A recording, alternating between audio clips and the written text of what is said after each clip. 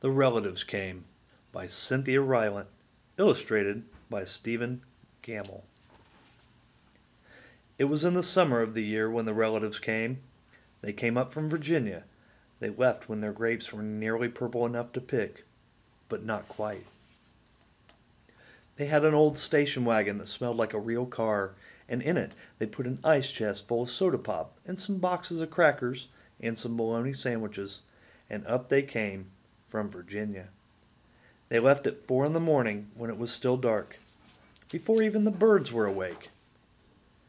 They drove all day long and into the night, and while they traveled along they looked at strange houses and different mountains, and they thought about their almost purple grapes back home.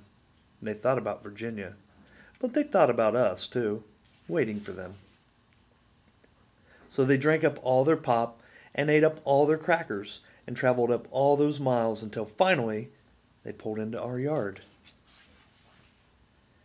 Then it was hugging time. Talk about hugging! Those relatives just passed us all around their car, pulling us against their wrinkled Virginia clothes, crying sometimes. They hugged us for hours.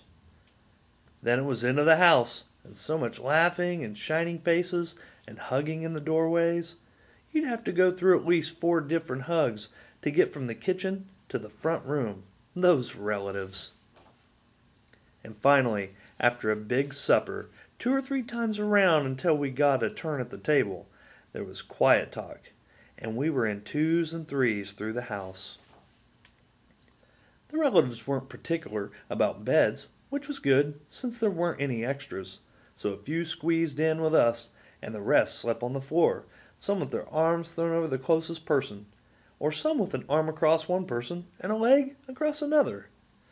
It was different, going to sleep with all that new breathing in the house.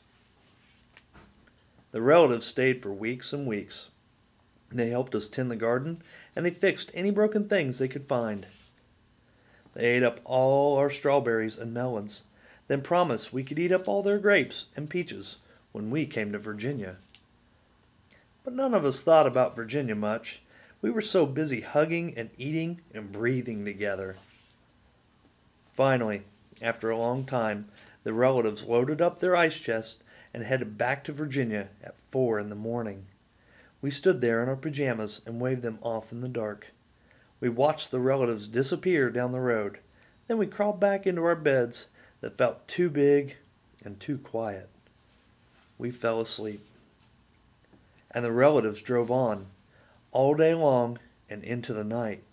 And while they traveled along, they looked at the strange houses and different mountains, and they thought about their dark purple grapes waiting at home in Virginia. But they thought about us too, missing them. And they missed us. And when they were finally home in Virginia, they crawled into their silent, soft beds and dreamed about the next summer.